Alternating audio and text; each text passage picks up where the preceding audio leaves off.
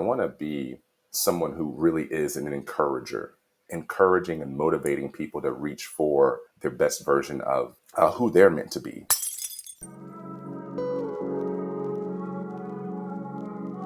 Welcome to Breaking Barriers of Black Investors, where we explore the inspiring stories of successful Black investment professionals and share the strategies for breaking down barriers in the asset management industry. I hope you enjoy and subscribe.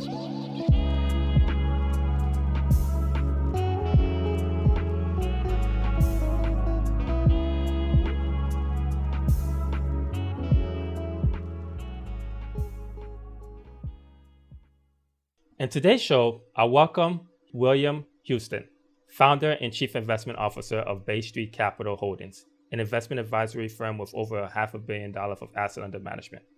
William, welcome to the show. Thanks, my man. It's great to meet you, bro. It's great to meet you. I have to be honest with you. I mean, just looking at your LinkedIn profile when I first came in contact with it, I was like, oh man, this brother, is doing some phenomenal things. This brother got some amazing hair. I wish I had those type of hair. Because I have to be honest with you, William. So back in the days, I used to have hair, and I cut my hair by choice because the nappiness of it is just it's too real for me, right? I hear you, man. So I really do appreciate you taking the time to come in. So how's the week going for you so far? The week, what is today? Wednesday, Thursday? It's Thursday today. The week is, it's going, bro. I just got back from Singapore. So I'm 15 hours time difference. And the days are running along, man. I was up till 3, 4 in the morning last night. So yeah, we're making it through though. It's Thursday. Yeah. I think, isn't Singapore is one of the places that you love to visit too, right? I like it there, man. I really do. I think it's a great place. Everyone's got their pros and cons. People have their preferences, and I kind of prefer Singapore. I'm gonna be honest with you. I've never really been that far. Yeah, I tell my wife, look, if I have to travel 3+ hours, just put me to sleep. Right. That's right. That's about right. Yeah.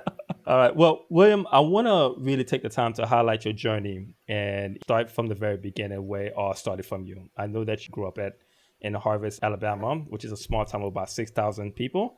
So tell me about your early childhood and how it was growing up there. Yeah, man.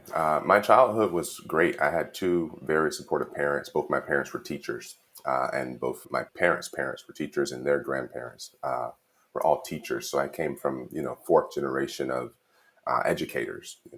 My mom was vice president at Alabama A&M University. That's where she retired. And my dad was the principal at a elementary school in Huntsville, Alabama. So that was sort of you could say, tail end of childhood. I grew up between Columbus, Ohio, Antioch, Tennessee, which is near Nashville. And then we finally ended up in Harvest, Alabama, like you said, which is near Huntsville. And so, childhood was cool, man. My parents taught me everything that I know. I give them a lot of credit because they taught me how to learn. I think in school, something that I often reflect on is, rote memorization. It helps, but it's good, but it's best to be able to learn how to learn, and that's something that my parents gifted me with at an early age. So, education wise, I actually started my business when I was young. I was 19, and I stopped going to school for a period of time, and because my parents had taught me how to learn, I was able to really sort of get the information that I needed and apply it, as opposed to sort of kind of always having this mindset that, you didn't go to school, you didn't do this, you didn't do that. I kind of just always had this, you can learn what you need to know, you follow. So let's talk about that learning approach, because I have to be honest with you, that's one of the things that I struggled with until maybe perhaps, I don't know, in my mid to late 20s, because I tried so many things, right? In terms of, how do I consume the information and able to understand and allow that information to store for a long period of time. So Sure. What was that learning strategy that your parent taught you? Bro, believe it or not, I'm 36 now. I have a 3-year-old. I'm starting to get a little bit of a parent's perspective. Okay. I think it was encouragement, believe it or not. Really? Being told that you're a mathematical genius makes someone think that they're good at math. Do you see what I'm being, I'm being dead serious with you. You know what I mean? Like I could say, yeah, they had me do all this stuff and I had to do all these worksheets. Yeah, but like everybody does worksheets growing Yeah, up. You know what I yeah, mean? yeah. But I was always told I would be the first black president. I was always told you're a mathematical genius. I was always just encouraged sort of throughout, my childhood. So, I think that there's a real staying power in just being told like this is something that you're good at. This is something you're supposed to do. This is something that you are. This is an area where you're gifted. You follow, and so yes, they gave me the resources that they were able to give. But again, I've got perspective now. My we didn't grow up wealthy or anything like that. I said I had encouraging parents, not like wealthy. They're teachers. You get my point. Most of the time we lived in apartments. Most of the time when it was snowing outside in Tennessee, we would use like cardboard boxes as the sleds. We didn't even have like the money to go get like a plastics. But you're a kid. You're not like tripping off of like you're just like going down the Exactly. hill. You know what I mean? So all that to say, man, my parents really encouraged me and my brothers and sisters to pursue excellence, and I think that had a much stronger effect than like do you use this program versus that program sort of deal, or do you study at this time in the morning versus that time. I think just them being present on a day-to-day basis and encouraging on a day-to-day basis had the biggest impact. And they kind of led by example. My mom started her business when I was a freshman in high school. She stopped working at Alabama A&M, and she started in our garage, so I didn't have to read a book about somebody who started a business, and like my mom did that. And this was back when you used to buy software on CD, Oh, so we went to wow. the Way store and back. bought like a QuickBooks. Yeah, you feel me? And she didn't know how to like use the stuff, so like I was like trying to run her QuickBooks, and I haven't even taken like an accounting class. But again, like I was told I was good at math. I didn't even know what accounting was. Like it was like, hey, look, these are numbers. I can help with this. And so, I saw her take that from, something in her garage to a meaningful business when I was in school. And again, I always tell people, yeah, I started a business and I've been building it, yada yada yada. But the example that I had was my own mom. Seeing her take something from just something that she was kind of doing on her own to actually building out a meaningful organization. You follow? Yeah, and I think one of the things that you mentioned that really hit me was the power of encouragement. Now, I have to be honest with you. Well, Mm, I mean, mm, there's a limitation with that encouragement because sometimes mm. there's some people that think they're too confident. They're like, "Oh, I That's really different. could do that." I say, man, you ain't that good, brother." Sure, sure, sure, sure. But Mm, I definitely get the point, and I definitely get the idea. So mm, growing up, like besides your mother, because obviously it mm, sounds like your mother was your role model, right? mm, mm. Besides your mother, like who was there to guide you along the way? My dad, man. Yeah. So my mom she was the, entrepreneur. My dad was an entrepreneur in a different way, if that makes sense. Like at a period of time when my mom got pregnant with our sister. So she was the third in the family. And we were living in Nashville at the time, like I mentioned, and she lost her job as a result of being pregnant. And so there was sort of this situation where, they went to court, blah, blah, blah, Supreme Court, yada, yada, yada. And we ended up having to move because she had lost a job in Tennessee. And the only place she got a job was back in Huntsville, where she had gone to school, Alabama A&M. So at that time, she wasn't the vice president. She just got a job teaching there. You Yeah, feel me? And my dad didn't get a job in Huntsville. He got a job they were applying everywhere. You know how this goes. And there was yeah, no yeah, internet or anything. They're just like looking for jobs, right? So he got a job in Columbus, Ohio. And so for 1 year, we were living, my brother and I, in Columbus, Ohio, and my mom and my sister, they were living in Alabama. And every Friday after school for the entire year, we never missed a year, we would get in the car after school and my dad would drive 6 hours to uh, Huntsville, you know, and, kind of getting at like, who are the people in your life? Like, you're a kid, like, you don't really, that doesn't mean much. You're just like, that's what I'm doing this Friday, every Friday. But now I see that like he was showing me like, this is what commitment looks like. he didn't have to say like, I'm going to just like type you up a report. It was like, becoming older, getting married, like doing your thing, whatever. You start to see like that was the most impactful thing he could have done, was show me like you never miss a day off. You know what I mean? Like you're always going to show up as the provider in the family and make sure that you keep your family together, even if it means that you have to drive 6 hours to make sure that you see your sister, you know, every weekend. So we were living, my mom was living in her sister's house and we were living in my dad's parents' house. So they didn't even have like a physical home. They saved their money for a year. We ended up, moving all the family to Huntsville the following year.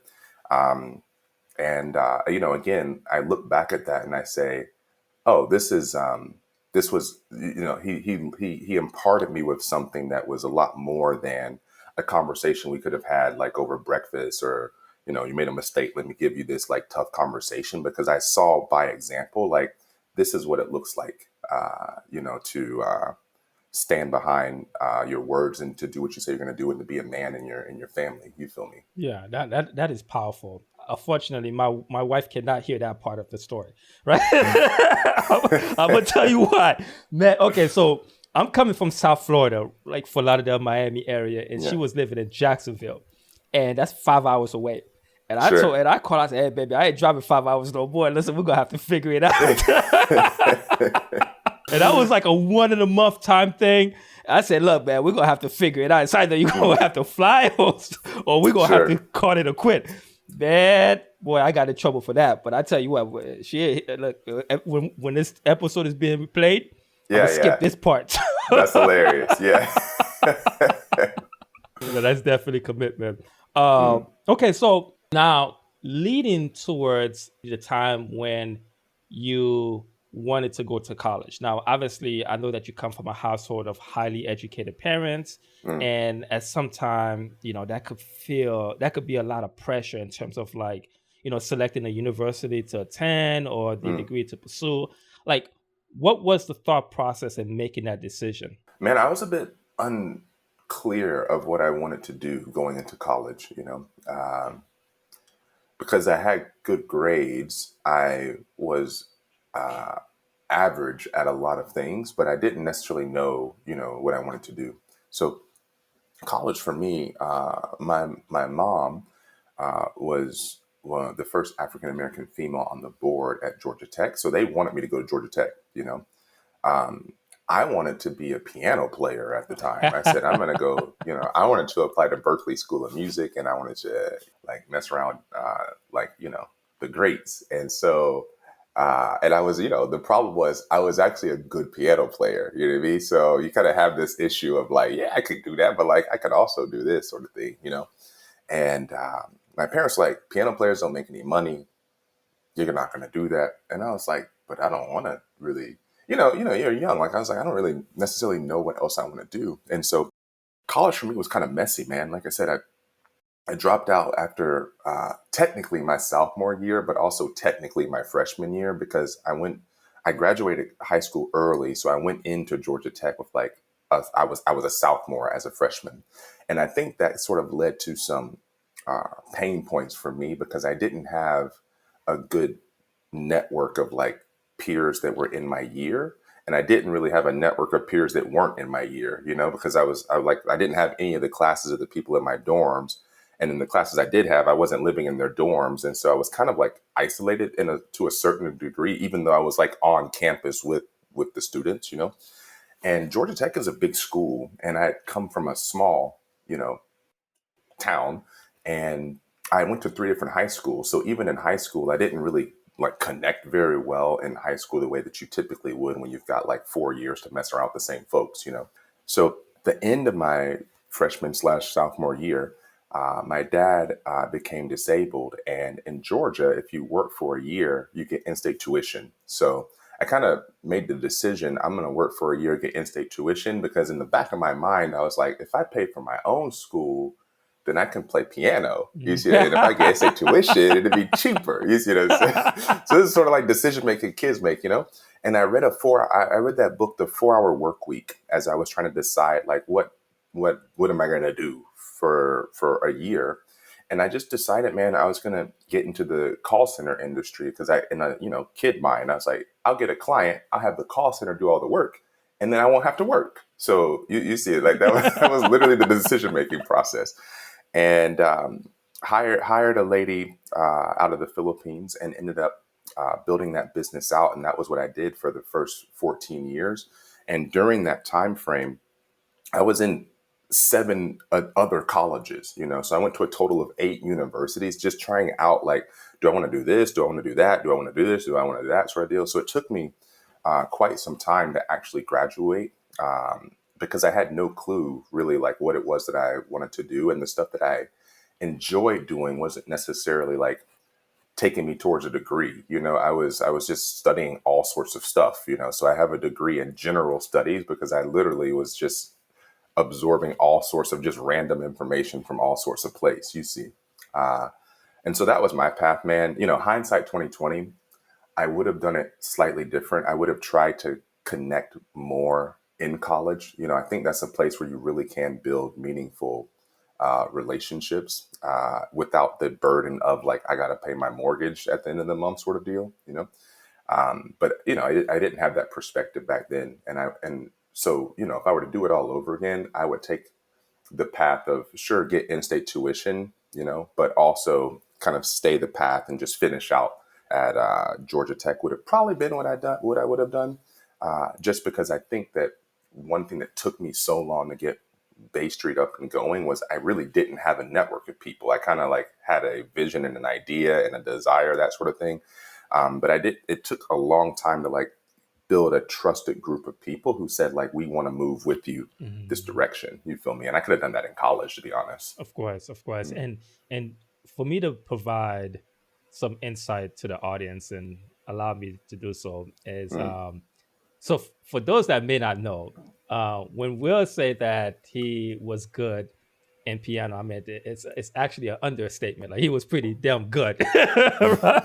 I mean, mm, I know that you got a scholarship at the age of 9. Sound like you was a prodigy. So I, mm. I, That's I what my parents told me. yeah, I mean, Yeah. hey, that's what it was. So, like, I understand the battle that you were going through in terms of like, pursuing your passion Sure. and then, and looking at what make sense from I don't know, from a long-term perspective, right? Because of the monetary aspect of it. Because look, I love playing basketball.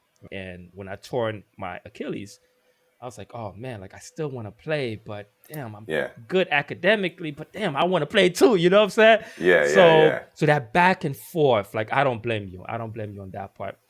Now, what I do want to ask you is that like it sounds like, throughout your college years, you had many challenges. And and obviously you started a business and the business, you did that business for about 14 years, the call center. What Mm. I want to know is what was the thought process behind what I would do after college when it's all over?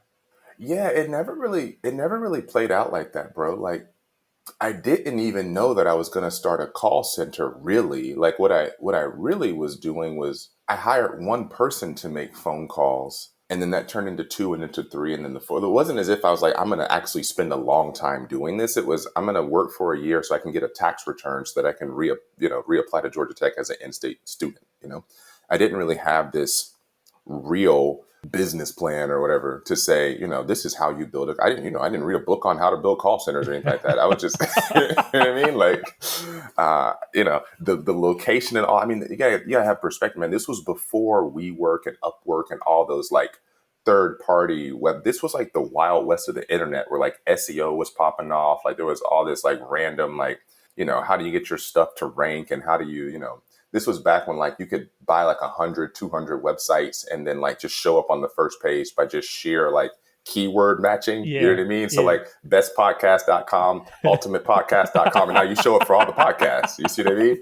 So yeah, the call center, even the cost, like the services that we provided were a bit unusual for a call center. We didn't do customer support. What we did was we did business to business sales and marketing, but not even in the traditional sense of how you would imagine that. It was more like we owned a whole bunch of domains, and then we would use those domain like personalities to trigger purchase behavior for like for the businesses that were looking to work with our clients. So for example, if we were calling for like a New York Life, for example, we would own websites like employeebenefitsgroup.org and familyinsurance.net, like that sort of stuff.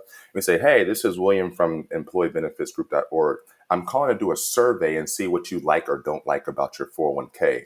Then a couple of days later, someone in the same call center would say, hey, I'm calling from New York Life. And then they would just literally read off the things that we figured out from the survey in terms of like, this is something they're upset about. This is something they like. So I know what to focus on. You see what I mean?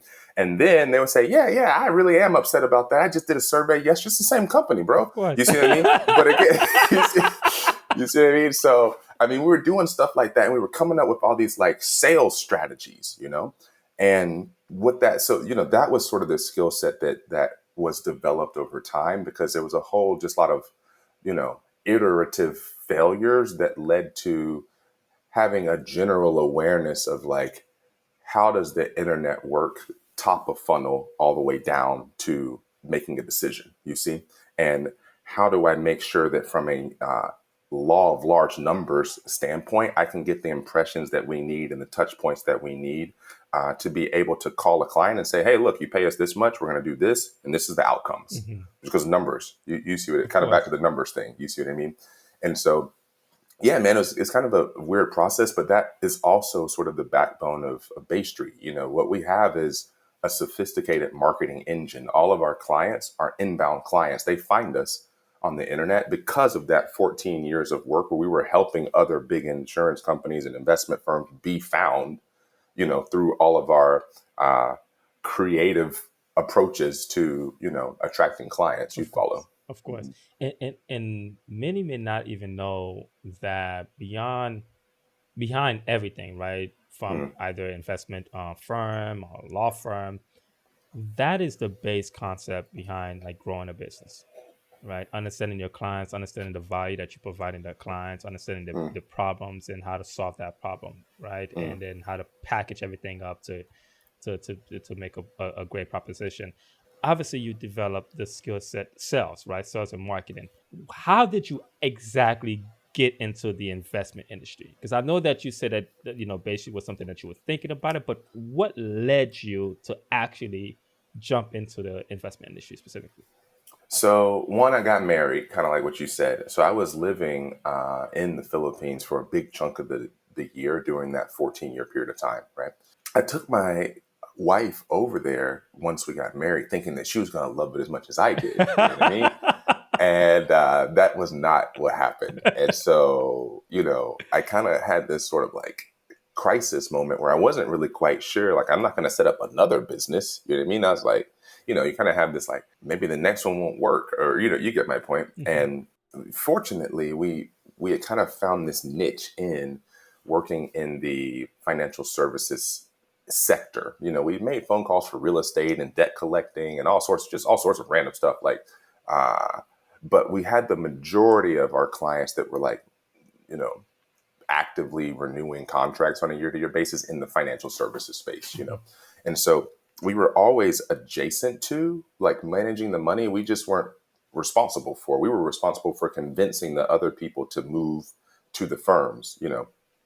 And a big part of the reason I started it, aside from getting married, is because we had a startup that had was it they were invested in by one of our clients. New York Life made this investment in a startup that we were calling for, and they went from 0 to 500 million in assets in 2017, and they had hired 8 of our telemarketers to do all of the sales and marketing. Wow. So I read that in a press release. I didn't. They didn't tell me directly. Like I read it like on a like you know like a PR LinkedIn update or wire. something. Yeah, like what? Yeah, exactly. It was literally a PR, like one of those psyop things, and I was like, $500 million. That Yeah. sounds like me.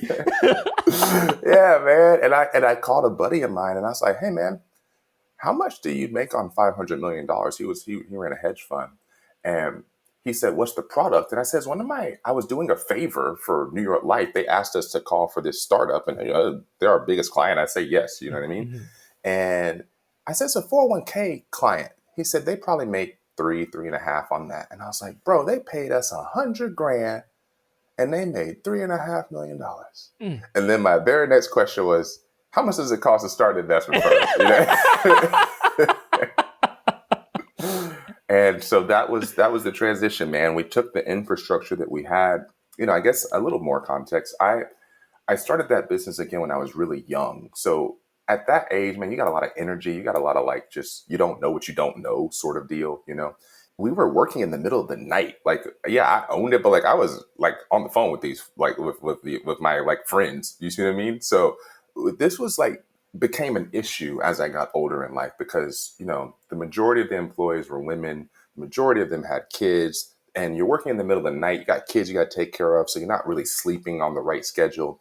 And it got to the point like we were keeping medicine in the office because people were like perpetually sick. The diets weren't good. And just sort of as I got older, didn't really feel like it was the sort of industry that I wanted to be leading. I kind of getting back to like leadership. I didn't really like that I was leading people down this path of an unhealthy lifestyle. And so what I was trying to do was pivot from calling in the Philippines to the US. I was trying to get Southeast Asia as a market, but I didn't have that network. You see what I mean? And so that kind of gets to like how I started going to Singapore and stuff like that, because I was trying to get clients in like Australia and Singapore so that we could make phone calls during the day. Because I was like, that'll kind of solve a big issue. And although we had some traction, it never really took off because I'm not like there or living there. You see what I'm saying? So we were able to kind of do it, but not really. Like we were still sort of relying on the big US sort of like contracts that we had. So I kind of had this in the back of my mind, like I'm not super into this thing. But the lessons that I learned from that, we completely pushed over to what we're doing at Bay Street. And now, the team that we have on the phones, they're out of El Salvador. So the time difference is reasonable. It's like the same basically, except for plus or minus an hour, depending on the time zone. And then we've got a team in Africa that does all of our blog writing, believe it or not. So everything you read on the website, the way that all of our stuff is done, that's a team that we've got out of Nigeria and Kenya. And they're awesome. They're dope. And then the rest of our team is based in the US, man. So By the way, the website looked phenomenal. I mean, I had a chance to thanks, bro. look That's over out it. of El Salvador. Oh my god! I was like, Yeah, man, this look. It kind of remind me of Vista Equity or Vista Partner, the one by oh yeah, Robert sure. Frederick Smith. Robert Smith. Yeah, Yeah, yeah, it's very clean. There's not a lot going on in the website, and it sure. tells what it highlight the main things. So and congratulations on that success, man. It's Yeah. incredible. Well, I give them props, man. The lady who does our graphic design, she was working at a grocery store in El Salvador doing presentations on safety for a grocery store. And, she just said, "Hey, I like graphic design. I think I can add value." And, she had a major glow up, bro. She's crushing it. Yeah. Yeah. So, like, how were you able to like bring together your core people, right, to building this? Because obviously, when you starting up, or even when you want to scale, it's really Mm, about talent, right? yeah. More than capital per se, because you have to have that strategy, you have to have the skill set to be able to take it to the next level. Like, how Mm, were you able to like bring together that core mm. team that you have now? I think it's both, man. I wish I could tell people like, hey, if you have a good strategy, like people will move with you. But you actually, in my opinion, at least in my experience is a better way to say it. I think you also need money. You know what I mean? Because at least in this industry, like it's pretty competitive. And somebody like yourself who's got a CFA, they like know that they can make a pretty well off sort of living, like just kind of like sitting behind a major sort of like bulge bank. You know what I mean? It's hard to convince them, especially if they've got experience and they got like responsibilities at a house to say, "Hey, come over here and like build this thing with me." That they need to see some meaningful amount of upside that just won't really materialize relative to the amount of work they have to do somewhere else. You see what I mean? So I do think part of it is, having a vision, being able to encourage relationships to continue taking a look at you, being top of mind.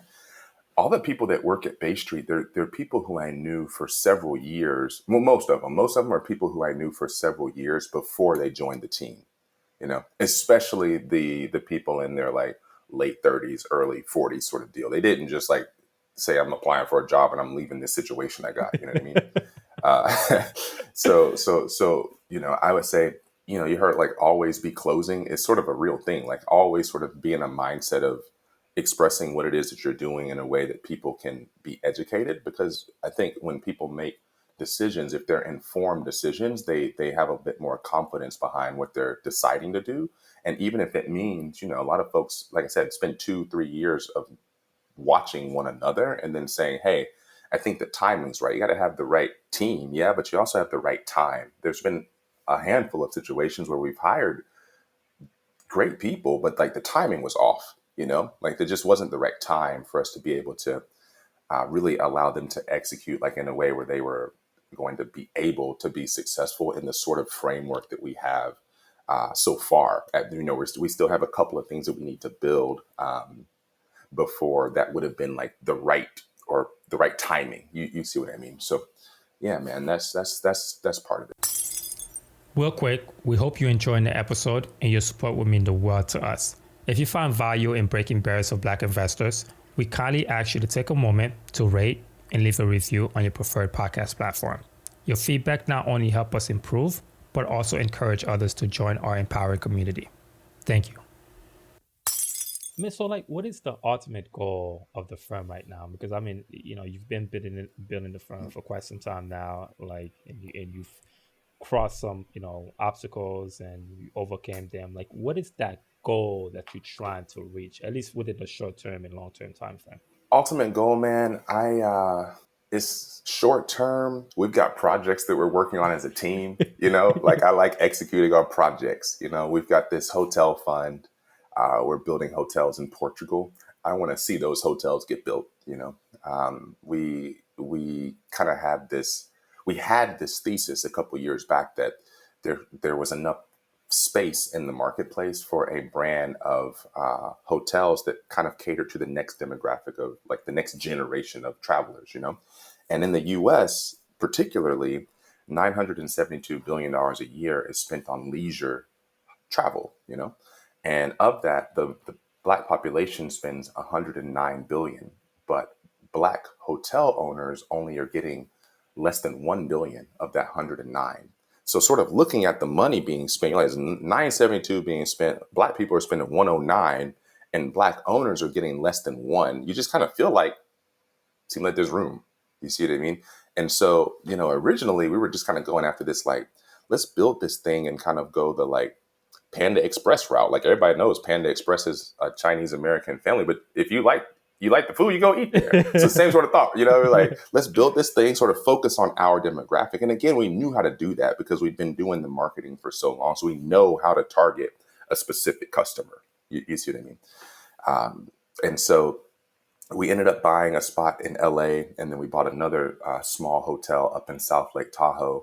Again, only Black owned sort of situation up there. And we do have investors. So again, not like taking the people who are in support of our vision out of the story or anything like that.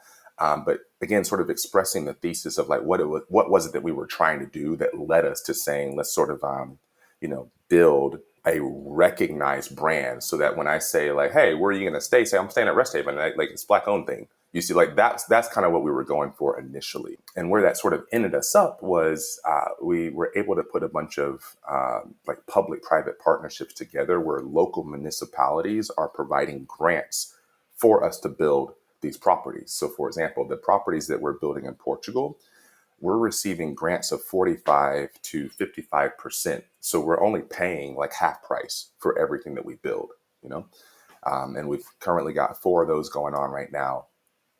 And so, yeah, I want to see that kind of come to fruition. Now, whether or not that turned into a Hyatt or a Marriott or anything like that, that was, I think that's the dream that you say on TV or whatever. But like realistically, like I want to make sure that we are being responsible with our investors' resources, and that we're presenting them opportunities that reduce risk as much as possible through things like these tax incentives, where we would have, ultimately attempted to do the same sort of thing, but being able to always look at an investment from like a risk adjusted sort of situation. Again, as I've gotten older, my risk tolerance has really sort of ratcheted down, because so much of the front end of it was like too much risk, too much risk, too much risk. And now it's really preserve what you've got, present opportunities for upside to your clients in a way that they can appreciate if something goes wrong, that you would at least taken the steps to say, this looks like a pretty good opportunity based on everything else that's out there relative to the amount of risk that we're going to have to take to preserve what you've worked so hard for. You see what I mean? Yeah. All of our clients they're like us, man. They're not like silver spoon type people. They're folks who are working for their money, and they're entrusting us with preserving that for them. You feel me? First of all, I mean, the total adjustable market of what you just mentioned is huge. Mm, I mean, like, wow, it's definitely a good opportunity there, and I and I could understand when you said that your risk tolerance starts to decrease, especially as you get older, because first of all, you start to look at things a little bit differently, right? Your time shrink a little bit, but also you start to value things that are more impactful. You see what I'm saying? Compared to just looking at, hey, I just want to, hit a home run and just make a lot of money. You're like, hey, how can I make money, but also create an ecosystem where people like me could strive, right? Or to inspire. So I think you're doing a phenomenal thing, especially the way that you have aligned the interests of both the municipalities and the investors and yourself as well. You both have sure. one alignment. So I think that's great. I think that's great. Now, coming from, because obviously, hospitality is something that you talk a lot about, at least Sure. in your prior media and podcast, not even podcast, just seeing you on television. People that talks about hospitality tend to have this characteristic of having a passion for travel. Sure. And I know Sure. that you're a big traveler. What are some of the places that you have in your bucket list in the near future? Bro, wherever my wife agrees to. Like you said, your priorities change, bro. That's hilarious. Yeah, man. I mean, there might have been places that I used to want to go, sort of deal, but my wife and I, we were diagnosed with infertility. So part of the reason we traveled so much was because we were under the impression that we weren't going to have any children. So the first 7 years of our marriage, we lived in like a 600 square foot just studio, you know, and on the weekends we would just travel, so we both working, kind of didn't want to spend a bunch of money on like a larger apartment in the Bay. It's kind of expensive here. And so we spent a lot of our like discretionary money after we saved our 401k and maxed out our IRA, yada yada yada, like just looking for really cheap plane tickets. So we weren't like like staying in the Ritz or anything, but we were able to see a lot of really cool places. And kind of getting back to that like non-formal education type thing, I think that really has served me well, like being able to spend a decent amount of time in a wider like stretch of places has given a perspective that's not solely focused on this is the media that you consume and this is the like, this is your source of truth sort of deal. And again, being able to like read something and determine like, is this something I just take for face value, or is this do I need to like go and do my own sort of like research, and if so, where do I go and do that sort of research? I mean, like right now, man, like misinformation and just like even Google, like the whole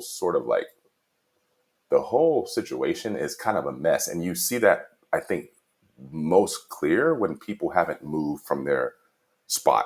If you see, and it's not no like not like disrespecting them or anything. It's just like it's much different to have a worldview, especially with how globalization is changing how engagements and interactions can happen, and how you can get places faster and faster, and have conversations like this from California and Florida sort of deal. There's a lot of value in just seeing a bit more of the world, especially if particularly if you're in business and looking for investment opportunities. Like we don't get these incentives in California. You see what I mean? And so just kind of having a perspective that was shaped by seeing, hey man, there's a lot out there, and you're really sort of small in the grand scheme of everything that's going on. So also sort of like lay off yourself a bit and realize that you can try your very best, man. Like we're having this conversation right now, but you gotta like perspective it, man. There's a whole bunch of guys who worked a whole lot harder than I, and girls who worked a whole lot harder than I did, and like they're it just didn't work out. That could have seriously, that could be my situation like 10 years from now. So my perspective isn't so much of like, yeah, I did this and you should do it too. And it's easy. It's more like, this is how it went for me, man. You know what I mean? And I'm grateful for that. I don't take credit for it. I have an amazing team. I take my faith very serious.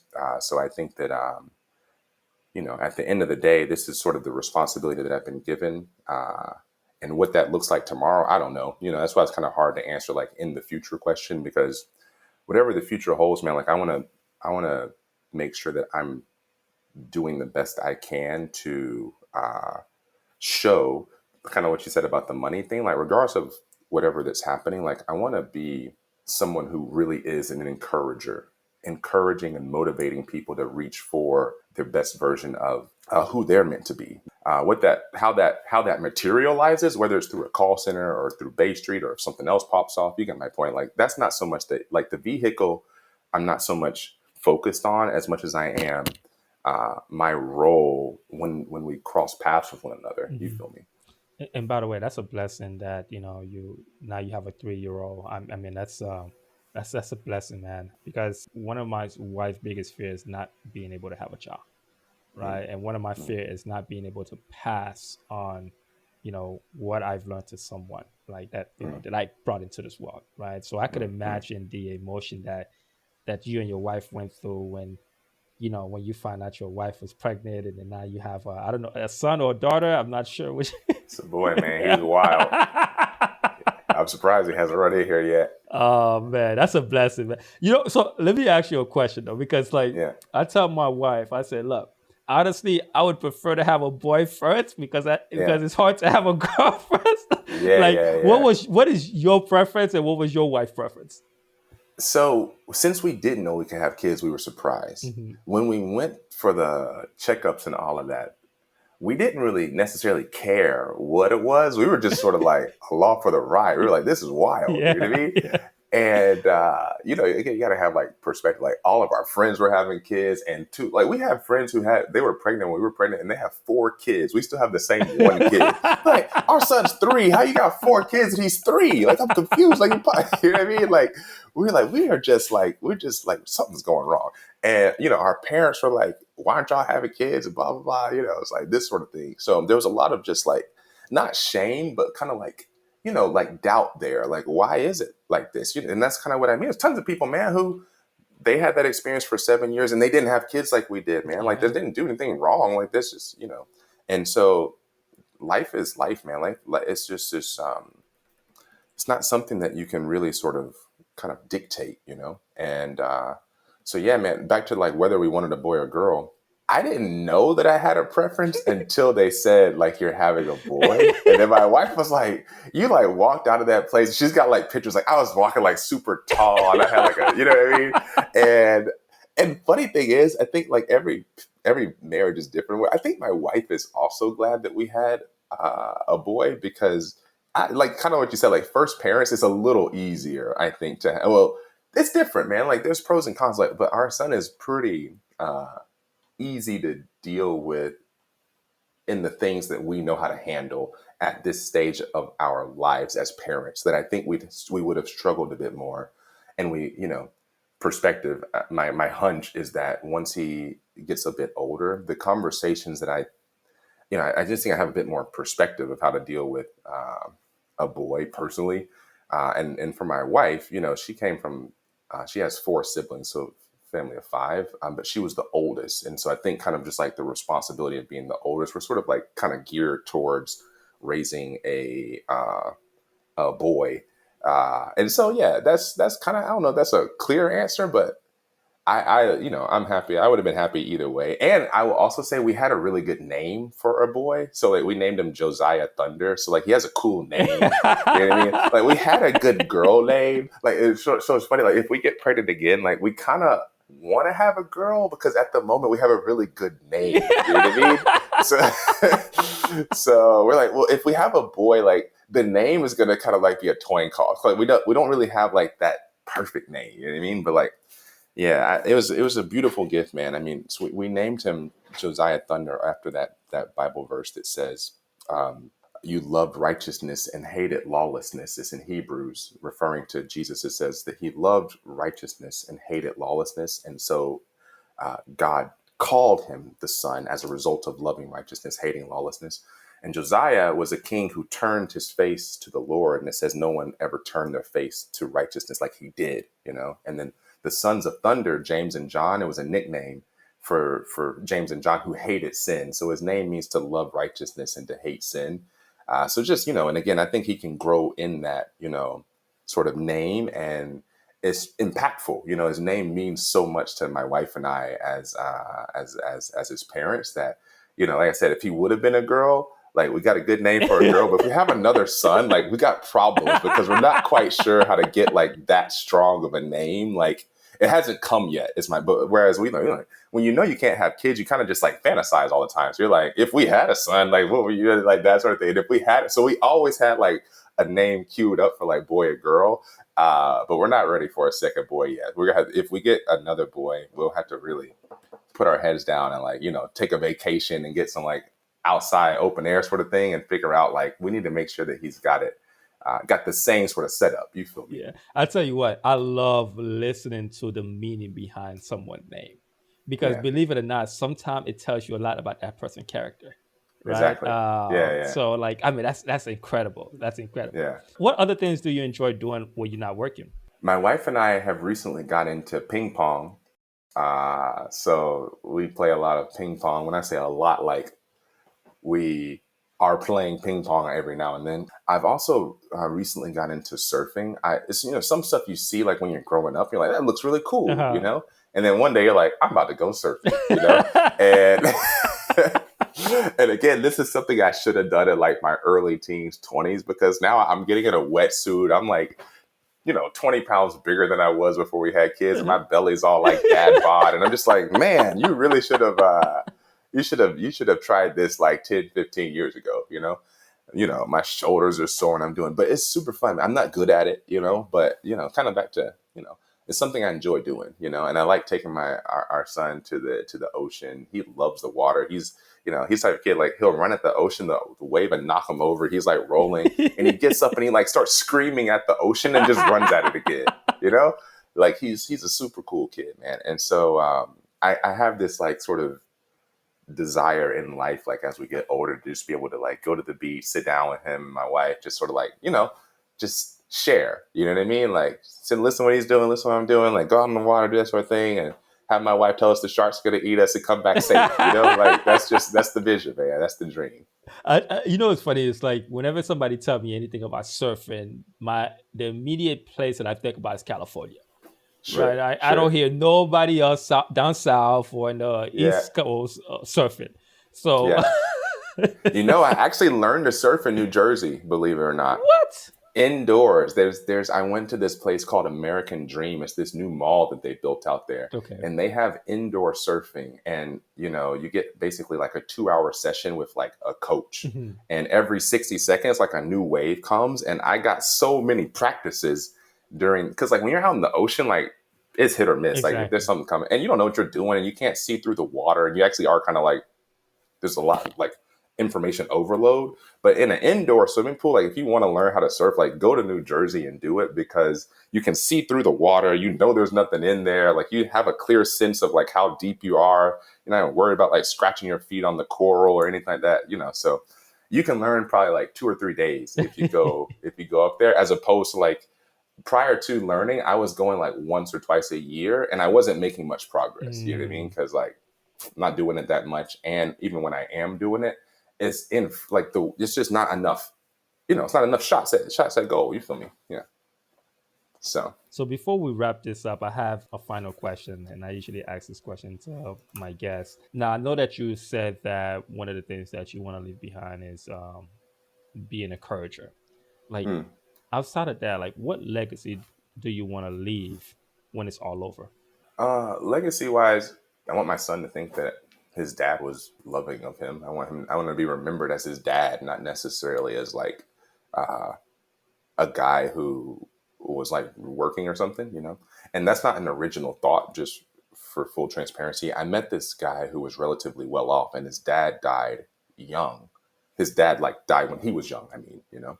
And I asked someone who knew him, oh, what did his dad do? And he said, I don't remember. I just remember he was his dad, you know? And for me, I was like that's crazy. Like, especially since he was like, you know, his dad had done something meaningful enough to like leave him with something, you know, of value. So um, I kind of heard that and I said, that's not bad, man. Like if my son remembers me as his dad, then that's a vibe for me, you know.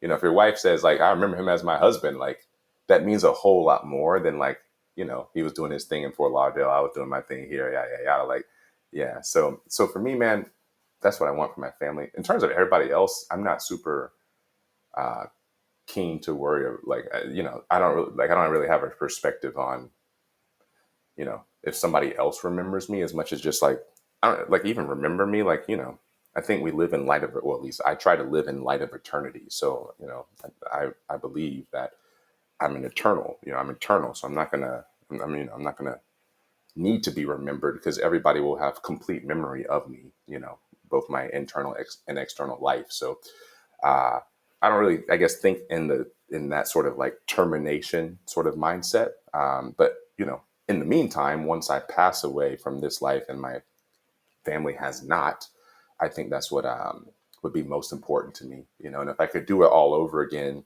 you know, if time and money weren't a factor, I really would just like to live as a dad. You know what I mean? Like literally, like all I'm doing is like dad life. You know what I mean? Like it's a very fulfilling path to be able to, you know, have and raise children, to be uh, you know, again, able to like live in their purpose. And so that's a lot more fulfilling for me than work. You know, like work is sort of like a means to, you know, that's the vehicle that I use to show my family, like, hey, this is me living in my purpose as of what I'm supposed to be doing right now today.